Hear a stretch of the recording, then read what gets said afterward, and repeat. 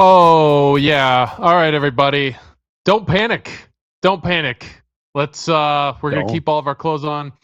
Welcome back to the Watch Nugs podcast, part of the Watch Kings Network. We are on episode 43 today. I am your host, Matty Ice, and I am back with my co-host, Pat. How you doing, man? You were gone on a fantastic trip. You basically saw none of the just appalling Nuggets situation that has unfolded in the last week. How you doing, man?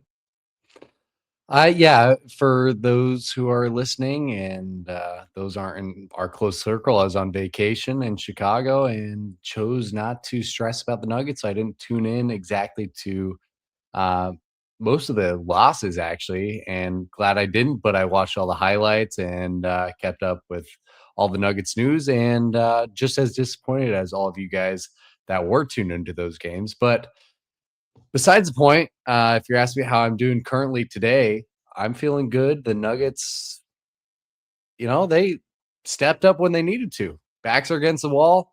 You did your job in game 5. So let's keep it rolling to game 6. I'm feeling good.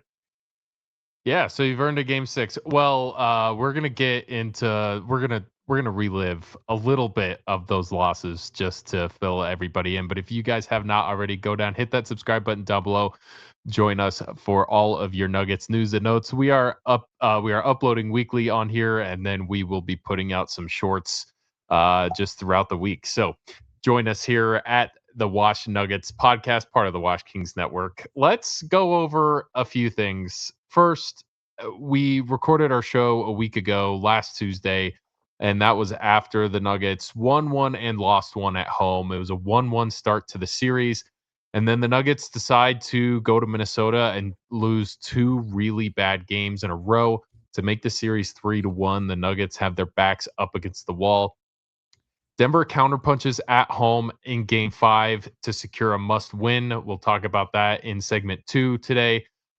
With the momentum back in the Nuggets corner, how are they going to fare down the stretch? Down AG and P Watt. Don't know if those guys will make a entrance here, or I don't think P Watt will make an entrance. I don't think AG will come back in this series. We will see AG sat the last game, game 5 in Denver, and the Nuggets actually looked a little bit better without him. So we'll kind of see. We'll kind of talk about how that kind of fares up for the Nuggets.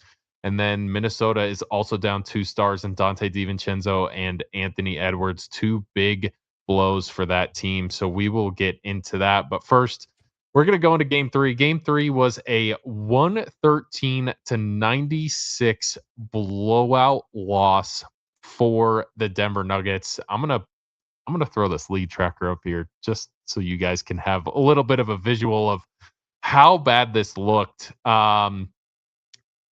Minnesota's biggest lead was 27. The Nuggets did not lead this entire game. They got just absolutely clowned. There's no defense from Denver whatsoever. They definitely got punked. After this game is when Jaden McDaniels comes out on his he's sitting outside of his locker and he goes, the whole Nuggets team are bad defenders. I'm paraphrasing, but he listed a lot of guys by name: Nikola Jokic, Jamal Murray, Aaron Gordon. He did not list Christian Brown in there, but I'm sure CB was in that. All the whole team Yeah. are bad defenders, and I'm not gonna lie, he was right. Especially in game 4. Game 4 looked a little bit different, but still the same result. Nuggets lost 112-96. Denver had a 6-point lead in the middle of the third quarter, and they just lost focus. Both Anthony Edwards and Dante DiVincenzo leave the game in the first half with major leg injuries. Dante DiVincenzo, as we know, tore his Achilles in a grade 2 Achilles tear. So he is out for the rest of the season. And then Anthony Edwards is now come out with a hyperextension / bone bruise in that left knee. The right knee is what was bothering him coming into this series, but now he has a left knee injury.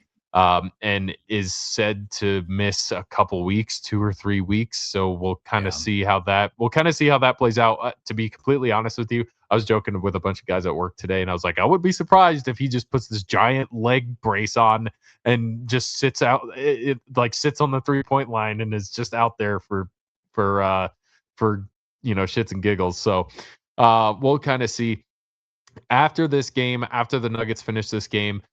There are a lot of fans and a lot of critics just berating the Nuggets, and I know Coach Adelman has caught a ton of flack. I think as he should for the Yeah. mishandling of this team and the roster and minutes, etc.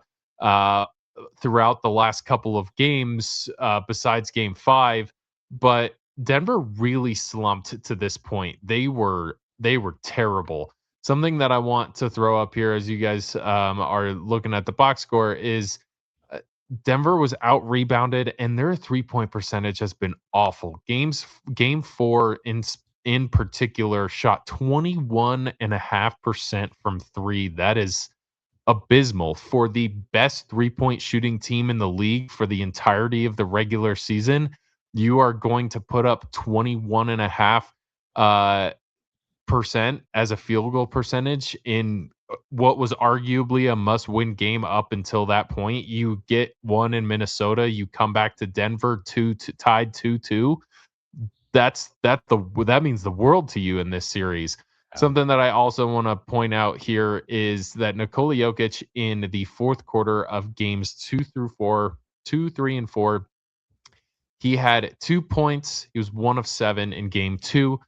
In that fourth quarter, he had 6 points. He was 1 of 3 in game 3, and he had 4 points, all free throws. In game 4, he was 0 of 6. He did not make a bucket in the fourth quarter of game 4. He's 2 of 16, 12.5% field goal percentage in the last 3 fourth quarters combined. Obviously, this was before game 5, but this was just a abysmal Nikola Jokic stretch of games. Pat, we have a lot to unpack here. What did you see? Yeah, I mean, like you pointed out from Jokic, he's been really bad in the fourth quarter in all these losses. Like, if you need somebody to attack, especially in a close game, you're gonna rely on a guy like Jamal Murray and especially a guy like Nikola Jokic, who's been your backbone, especially late in the games, late in the clutch. These two guys, that's who you rely on late in games. And for these guys not to show up, I mean, you really question the competitiveness of this team. And after what was it? After game 4, reporter Brennan Boat, who's a fan favorite of ours from DNVR, asked David Adelman at the stage. He said, "What do you think? I mean, what happened with what do you think happened with the competitiveness of this team?" And he said, "You didn't think we were competitive tonight?" And Brennan Boat was like, "I don't think you've been competitive in the last few games." And David Adelman kind of like was pissed off by that. And it's like, I mean, us fans and the reporters, we are watching a different game than what David Adelman is seeing. And Absolutely. yeah, it's just fun. Like, I get it, like you're trying to defend your guys, but at the same time, you got to call out your guys when they're doing poorly. And I think that's something that Michael Malone did a good job of. Is like he's the first to admit when Jokic had a bad night. He's when Jamal Murray had a bad night. He's the guy. I don't know. Like, I just remember when Michael Malone's like, our guys got to be better. Jokic has to be better. Like, there's a There was some standard that was set. accountability. There was an accountability, and Yeah. I'm not gonna shit on Adelman all too much, but like, you gotta hold your guys accountable. You can't always play the defense game. And he did say, like, you guys don't know what goes on in our locker room. You don't see the fight that I see in our guys, which I get it, but like, I don't know. He's kind of lost the fan base a little bit, and he got booed in game 5, Yeah. He got and booed at home in game 5, I'm not sure how which was much a I rough. agree with that. I Yeah. don't agree with A ru that. Yeah. Yeah. A And rough look for sure. I wouldn't have booed him, but man, he's gotta do something better to keep the fan base around us. I know I've gone off on a few different tangents there, but your no, you're thoughts good, about man. DA. So, like, I I mean, and his post game I know we'll get to it post game comments, game 5, but or yeah, yeah, games, yeah, yeah, game 5. Um, I my biggest takeaway, I think, from the really bad stretch of games 2 through 4 for the Nuggets was I wasn't really necessarily mad at this team. Like, I felt betrayed. I think a lot of the fan base felt betrayed. yes, I've never believed in a team. This was something that Eric, that D line on DNVR said, but I'm gonna steal it just because. But I think it kind of embodied what I was feeling perfectly. Was I've never expected more out of a team that gave me less in those mm, situations, and not that not that I deserve all that, but like it was one of those things as a fan base where you expect to go into the foxhole with some of these guys. You expect yeah, Jamal Murray to be a foxhole guy, which I think he has been the most reliable and the most foxhole type of guy throughout the series. He's just gassed. He's been played way too many minutes, and that's on David Adelman. But as far as Nikola Jokic goes, man, we want to go back to these stats. These are abysmal stats in the fourth quarter. And in two of these games, you have the ability to kind of come back and make a statement for yourself, do something to help your team out, and to just scrap away a win. You're the best player in basketball and should be a six-time MVP. You have to have the ball in your hands, and you have to be making the plays that are going to get will your team to a win. And to put up dude, to put up 12 points in three fourth quarters over the span of that's 3 games, you put up 12 points in a fourth quarter is unacceptable. In the I do not You have owned Rudy Gobert for the better half of 3 years of this rivalry, and all of the sudden you're gonna come out and say, "Yeah, he's a good defender, he just plays you well." I get it. He is. He's a 4-time defensive player of the year, but you're a 3-time MVP, and yes, you used to put up 50 on this guy consistently. And I don't know, man. It's one of those things where I was on the fence, man, and I had no faith left in this team. I'll tell you, just yeah, because they didn't give me anything that told them, that they had faith in themselves, or they had any confidence. There was no confidence in that locker room. Like you said, Da looked like he was watching a completely different series than all of the fans are watching. It's crazy how out of touch you can be, and he's still a little out of touch because of his comments after Game 5. But if you have nothing else, I don't want to dwell on this too much. I've already just I've berated the Nuggets about this situation to friends and family, and it's yeah, no, it's taken a mental toll on me to talk about the Nuggets, because I don't I feel want to you. berate them, but if you're gonna have somebody try and you got to hold yourself accountable in those I think, situations, man. yeah. It's One tough. other thing I'll bring up from game 4 is like the little fiasco that happened at the end of game 4. Oh Um, my god. Jaden, like, and it's kind of an unwritten rule. Jaden McDaniels gets the ball up by however much and goes and scores a layup. Jokic gets pretty pissed off, runs down to him, and kind of starts a little bit of an altercation. And I see both sides of it, of defending Jokic. Of course you're going to defend your guys, and I mean it's unwritten rule. You don't do that when you're up that much. And Jaden McDaniels is a shithead, as we know, and he's just going to do Jaden McDaniels things. But at the same He's time, done like that if you're going to be before. mad, like if you're going to like be pissed off about that, why not be pissed off early in the season, or not earlier in the series when he made those comments earlier in the games? Like, where was that fight earlier? Like, why are you Yep. saving that until like Yep. something more physical like that happens? That's just my I 2 cents on w- that. we But were talking about it before. We were talking about it before the podcast. I like the energy. I like the care. I like the give a yes, shitness, but wrong place, wrong time. Wrong place, wrong time from yeah, Yoke. And he's gotten into these altercations before. Jane Daniels has done that dumb shit before. But wrong place, wrong time from Yoke. And I'm not gonna defend him on that. I love Yoke. Wrong place, wrong time. Let's Yeah. get into segment 2 here. Game 5. We're gonna get into a little bit of pick me ups. We're gonna talk about something positive for once. The Denver About Nuggets. time. It's about damn time. Nuggets are at home for Game 5. They get into control early. Actually, Minnesota took the lead with two really fast. Um, it wasn't Jaden McDaniels. Who was it? Um, oh my God, was it Nas Reed's two threes? I think so, something like that. One of the guys. I did not catch the first 10 minutes of this game because I was watching the final minutes of whatever game was on Peacock before. Oh It wasn't yeah, it it wasn't was on on. me. Yeah, Yeah, so it was yeah, nope, it was Julius Randle. Julius Randle comes that's out right. with Yep, two one of their forwards. Julius Randle comes out yep, with two threes to start the game, and I that's was right. kind of just like, you know what? If this is how it goes, this is how it goes, man. Julius Randle's just gonna Fair. berate us, and we're just gonna roll over, and that'll be it for the Nuggets for this season. And what a hell of a way to go out. But the Nuggets do turn it around.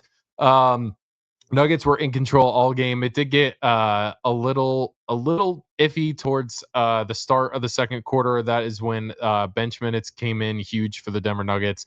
Jonas Valanciunas comes in and gets 3 fouls and 3 turnovers in the first 2 minutes that he's in.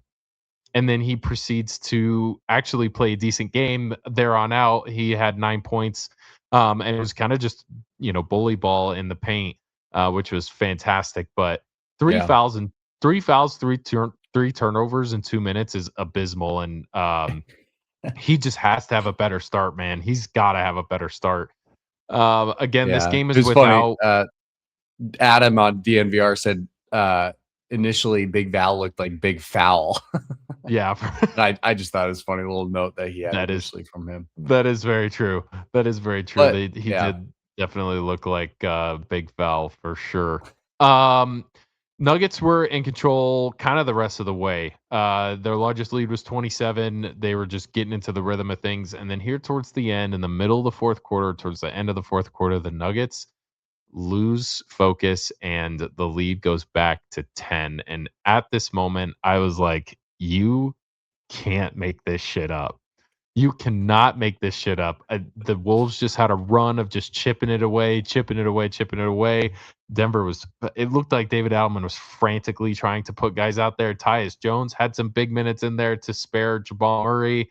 Um, Spencer Jones had a huge game, which we'll talk about in just a second. But this little blip in the radar here for the Nuggets was just like god awful Vietnam yeah, flashbacks for I think a lot of fans who were just like, oh my god, it's nervous time.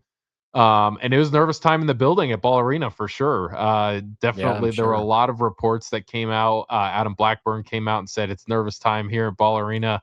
And Brendan Vogt was also there and said it got a little nervous when they cut the lead to 10 in the fourth quarter. But then Christian Brown and Jamal Murray had a 5 point swing where Christian Brown hit a huge step back three that hit nothing but rim and then went straight through the bucket. There was no net. Um, and it just drains a three. And then uh, it, Jamal Murray has just a huge breakaway steal for a slam to get the Nuggets counterpunch going, and they finish the game out. Nuggets win that one 125 to 113. That was the final from yesterday. Pat, what are your big takeaways from yesterday's game, and why is this a pick me up, and why do you feel somewhat good about it? I mean, there's kind of four biggest like big takeaways I had, or like biggest themes that came from this one that kind of give me a lot of optimism looking for the outlook of this series. That gives me optimism that we can win this in seven. You just thought that the offense flow finally returned in this game, ball movement, spacing, and the overall decision making looked like the peak Nuggets basketball that we'd seen all season long. David Adelman was finally trusting his bench. I think that was another huge takeaway. Um, and then my second one was that Nikola Jokic controlled everything. Obviously, had that triple double. Um, had a lot of impact in that third quarter. He just dictated the tempo, created easy looks, and pretty much like stabilized the rhythm for the guys, which was really big and what we've been missing from Jokic in the first 4 games of the series. Another Absolutely. note that I had from this one is that defense set the tone early, had a strong first quarter, built that separation immediately, and that's really what we need from this Nuggets team. That their identity doesn't really sit in terms of defense, but it's more you know, give your best effort on defense, and that's what they did.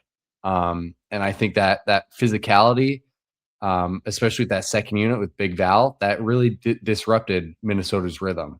Um, and then lastly, I'd say that the urgency and the home energy really mattered for the Nuggets there. Definitely, I mean, nobody wants to play at Ball Arena. The altitude definitely comes in effect, but when you have the crowd behind you, and the elimination pressure for the Nuggets, your back's against the wall. I mean, Yeah. what you wanted to see from the Nuggets, they showed, and I'm really really proud of that. Yeah, you have to. I mean, yeah, like you said, elimination game. You have to come out and show something. I mean, to roll Yeah, over in a game like this would be certain death for the core of this team. It'd be certain death for David Adelman.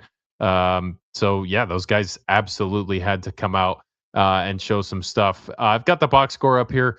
Nuggets got out rebounded this game, 38-29. But the Denver Nuggets had the lead in assists. They had 35 total assists, 16 steals. Like you said, on that defensive side was just fantastic. 6 blocks. Jamal Murray blocked Rudy Gobert in this game, which he was did. absolutely insane. Who would have Um, thought? who would have thought? Actually, that might have been last game. I can't remember. No, it was last game. It was game. Jamal Murray blocked Rudy Gobert in game 4. My bad. But Or was it? Yeah, they're all mixing to Denver, me. they're all mixing in, man. This is terrible. The Nuggets did force It's a fever 25 dream. turnovers though, which was crazy Yes. and insane. Minnesota had 14 of those turnovers in the first half, which I just thought was ridiculous. I saw the turnover total and I was like, that is almost double what teams would usually get in the regular season for their full game total for turnovers. So 25 forced turnovers for Denver is fantastic. Um, Denver shot 56.5% from the field. They only shot 37, almost 38% from three. Minnesota definitely outshot them from the 3-point line. But Denver's getting back into their rhythm a little bit from three, which I loved. CB Finally. hit a couple of them. I think Cam Johnson hit one. Jamal Murray looked hot in the first half from three, which was fantastic. And Spencer Jones led the Spencer team in Jones, 3-pointers. we'll get to 4 or Spencer 5. Jones in a minute. Yeah, we 4 or will get to 5. Spencer Jones. Oh, dude. Spencer Jones had an insane game. Denver did run a lot this game. They had 23 fast break points and 62 points in the paint to Minnesota's 50. Just absolutely love that. Let's get to our big three players of the game. We got Nikola Jokic starting us off hot. He had 27, 12, and 16. Jokic is back. I'm just gonna say that right now. Jokic is Yeah. back. This looked like a classic Nikola Jokic game, getting everybody involved. 16 assists. He ties Russell Westbrook for the most triple doubles all time. Uh, regular season. This regular season plus playoffs. So he still has a little bit to go to catch Russ for regular season triple doubles, but regular season plus playoffs. This is an incredible statistic, man.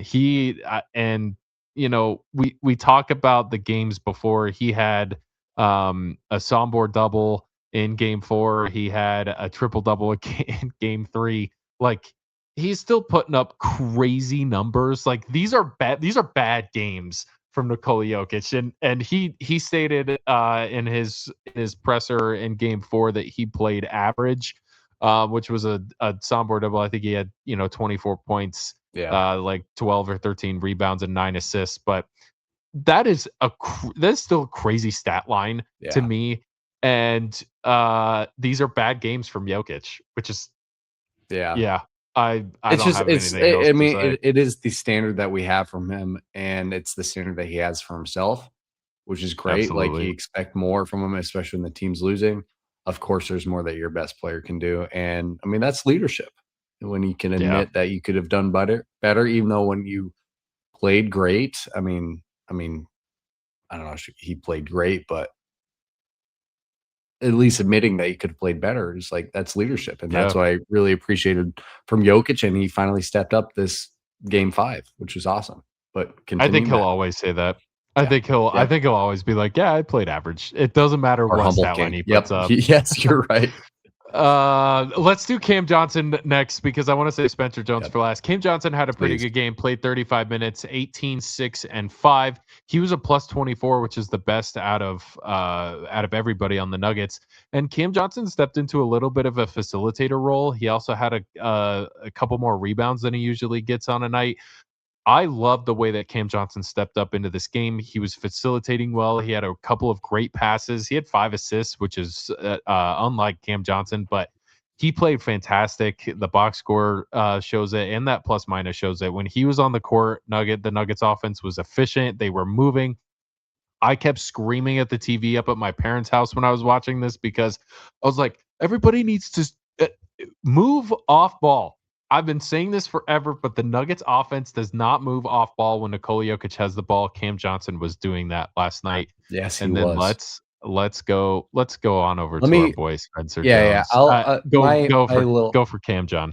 yeah, I gotta give him my flowers. I mean, on an 18-point game, you'd expect him to have 4 or 5 threes. He only had 2 threes, and like you mentioned, he was moving off ball really well.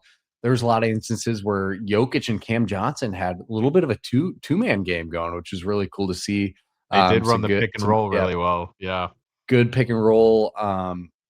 And Cam Johnson was just cutting to the basket, and he was finishing really well. So not only an exceptional game from Cam Johnson, but a quiet plus 24 and really honestly like a great Cam Johnson game. And I really hope that we see this momentum into game 6. But let's move on to my our biggest breakaway player of the year, low key, Spencer Jones. Matt, take us away with the LinkedIn King, Spencer The Jones. LinkedIn the LinkedIn King, man. Well, the LinkedIn King, dude, I don't even know how to go about this because it kind of reminded me of the Julian Strother game in last year's Yes. playoffs where Julian Strother just went off. I think he had like 19 points Hmm. or 20. I think he had maybe 23 points. He shot like 5 threes, made them all. Like it just one of those games where you're like, "Oh my god." And that was against Oklahoma City. So it's finding Yep. the guys that can kind of step up in the moment and they just like have their moment. Last night was Spencer Jones's moment. He had 20 points, 3 rebounds, 1 assist in 37 minutes. He was a plus 13, and Spencer Jones hit 4 of 5 from 3. Now, I kind of want to because all of this kind of happened like over the span of probably like 10 in game minutes, where you're just like, oh, Spencer Jones hit a three, great, fantastic, love, and I was kind of just like, great, he needs to hit him when he can get him. Like Yep. obviously, that's what support players are for. If you got an open one, you hit it, and then he hit another one, and then he hit the third one, and I was like, oh my god, is this a Spencer Jones game? And then Spencer Jones sinks his 4 3-pointer, and I was like, oh my god. I was on the drive home from my parents' house who live up in Blackhawk. They live an hour away from where I'm at right now, and I get a text from our group chat saying, "Where were you when Spencer Jones saved the season?" From K And Bear. from K Bear, from one of Our our our fellow past washed hosts, king. Yeah. our fellow Watch King. And I just love the tenacity he's been playing with, and I really enjoy that David Adelman. And I'm honestly just relieved that David Adelman decided to say, "Hey, let's go with some bench guys tonight. Let's throw Yes, that Spencer was the Jones out there. adjustment we need. That was Let's the trust adjustment we needed. Spencer Jones." Yes, he had to start this game because Aaron Yes. Gordon is out. Spencer Jones played 37 minutes tonight Yes. in place of Aaron Gordon, and he puts up 23 and 1. And then you have Tyus Jones coming in, like I said earlier, for Jamal Murray. Julian Strother played kind of a Tony Snell 4 minutes. Didn't really do anything, but it's just it's another body. It's another body to throw Yeah. out there, and I love that that's the adjustment that David Adelman went to. Definitely, from what we've seen from Spencer Jones, it's kind of been an up and down season. He had a really good stint there where the Nuggets decided to give him the full NBA contract and sign him through the rest of the year. And this is why. These are the moments why. And he talked about in his post game presser of like getting to that point and then thinking about the playoffs and being able to be a part of the playoff rotation. And when you have guys that are down, it is next man up, and Spencer Jones was that next man up tonight. You got anything else on our boy? No, no. I mean, the LinkedIn King. I haven't checked LinkedIn yet, and I assume that he made a great post about. I He mean, probably Spencer did. Jones just might have saved the Nuggets season, and that's what you convert him from a two-way for. I mean, we knew that we were going to need him for the playoffs. You know, I talked about it like earlier in the podcast. Like, this is why you convert a guy like Spencer Jones. He's going to come through. Absolutely. This is why you add a guy like Tyus Jones. Tyus Jones played some huge minutes. He won us a game. Those two guys alone might have altered the series for us. They might have been the difference of us being out in the first round and could have been the difference in us this game. Say we keep going on and we win a championship this year. Like, you never know. Pat's throwing it out there. It's very optimistic, and I'm getting really fired up talking about these guys. But I mean, it's really exciting stuff seeing that next guy up Absolutely. mentality, and I really love to see it. And yeah, I'm super proud of these guys. Super proud. Heck yeah, man. Well, let's go to some series stats real quick. Just because I do want to show just kind of what's gone on in this series, and obviously this is the Nuggets still have a long way to go. They have a long way to go to prove to us that they are capable of being a championship team, that they're capable of just making it out of the first round. Because as we talked about in the last podcast, you have a gauntlet of teams to face. Yeah. After this, you have San Antonio, who are just absolutely just crazy hot. And then you have an Oklahoma City Thunder team, if you get past San Antonio, that you don't want to face right now. SGA is killing it. They just swept the Suns. Minnesota's putting up averaging 3 more points per game than the Nuggets. They're averaging almost 7 more rebounds per game and about 1.5 assists more per game than the Nuggets. The Nuggets do clog the passing lanes or have the last couple of games. I think Game 5 is definitely a big skew for this, but they're averaging eight steals to Minnesota's 6.5. And this 3-point percentage, man, for the Denver Nuggets to shoot 30% throughout this series is abysmal. And if they want to finish this series strong, if they want to take Minnesota's 7 games and win it, this 3-point percentage has to be better. They have to start making their threes. Other than that, I don't have really anything else. If you want to move on to segment 3 here, we can do that. We're going to do a little bit of a series outlook. What does it look like from here? Pat, what is your main thing, one thing, or you can say a couple that the Nuggets have to do to continue this Game 5 success? I mean, it starts with your two main guys. Obviously, Jokic, he absolutely has to win the match versus Rudy Gobert. It's kind of been a little bit back and forth. Obviously, in history's past, Jokic has kind of owned Rudy a little bit. And Rudy's kind of like giving him a little bit of hell this series. He's got to win this matchup, not just in stats, but just in control. Be a little bit physical. Like, take a note from Big Val. Show some physicality, and I think that works against like a team that's physical against you. You body them up too, they might take a step back. I think what also works in this series is pulling Gobert out on the wing and open up that paint really helps creating that spacing. And that's what I'd really like to see from Jokic. And then alongside Jokic, Jamal Murray must show up. Like we haven't seen a great game from these two guys which we had seen all season, like these two guys showing up in many of our big wins throughout the regular season. These two guys were our number 1 and 2. Haven't seen it yet this series. Jamal must show up. That's that kind of my big 2 takeaways. Offensive flow is huge, and I think Adelman just has to trust those defensive rotations. Trust, trust the bench.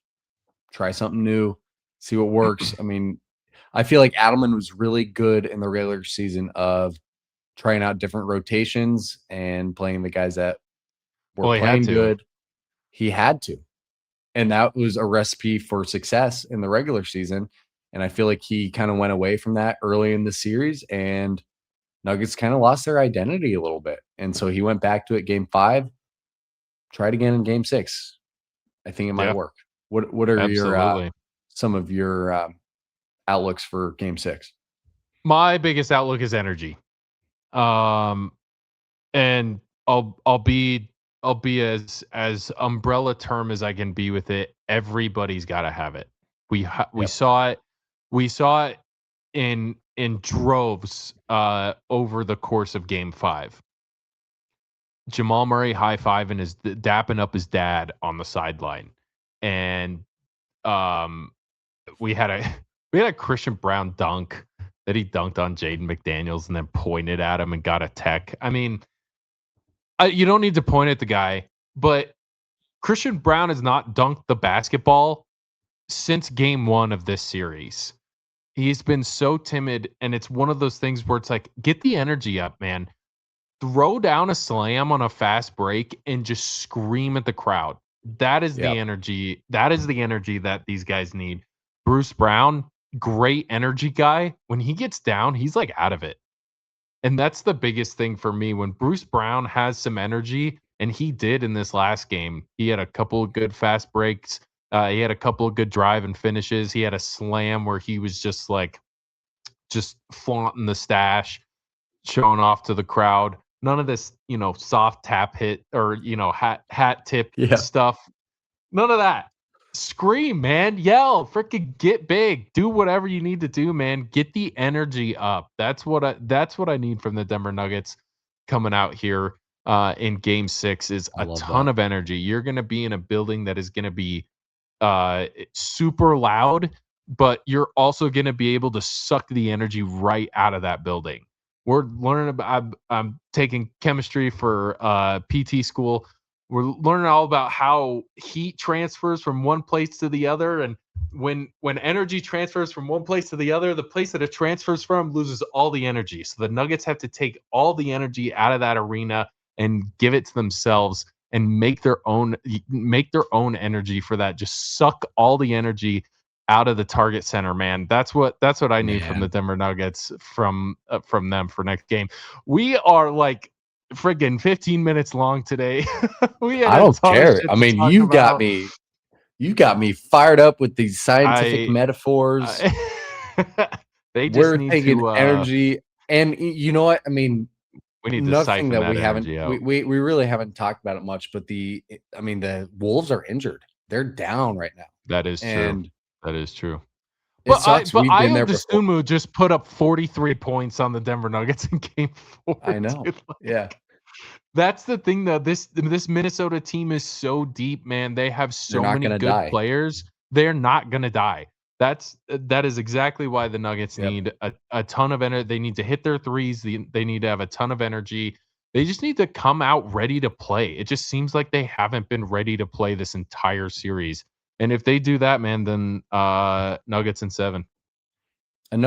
Exactly. Another note that I had was like, these guys, like the Nuggets have to treat game 6 like it's game 7. Absolutely. Like you're on the road. Like it's hard to play in Minnesota. These guys hate us. Absolutely. It's such a great rivalry right now, but take everything personally. Take Jaden McDaniels' dumbass comments personally. Take him running the ball up the court, making that layup personally. Jokic, take having your underwear stolen personally. I think that might have worked for him I think that worked for him game 5. But they need to have good. There's just a lot that these guys hadn't taken personally before last game. And I think, pedal to the metal. Now's your time. Wolves are injured right now. Take advantage of it. I mean, you hate to see it from a fan perspective, but it is what it is. Like, we've gone up injured. Like, they're not going to flat out and die like we never did when we went 7 games against OKC last year injured. Step on their throat, make a statement in game 6. Yeah. Bring it back to Denver. They are not going to win in Denver game 7 injured. Promise you that. Find a way to make it go to 7 games, and we will be fine. Treat game 6 like a game 7, and it's wraps. Absolutely. We're on to San Antonio. I hate looking on to the next series. Our TikTok comments were kind of eating us up. You guys flamed the shit out of us for that. Shout out to the Wolves fans that were in our TikTok comments. You guys kind of proved us wrong. And you guys are right, bro. I respect that. You guys were right. Yeah, you guys are right. But man, I love this series. I love this rivalry. I loved that. I mean, this discourse that you and I have had, it's got me fired up. We're doing it. Nuggets in 7. Nuggets in 7. That's it. All right. There we go. Nuggets in 7. You guys like this video? Go down and hit that subscribe button. Join us over here at the Watch Nugs podcast, part of the Watch Kings Network, for all of your Nuggets news and notes. We're going to get the hell out of here. Patty, great to see you, man. We'll see you soon. Yes, sir. Nugs.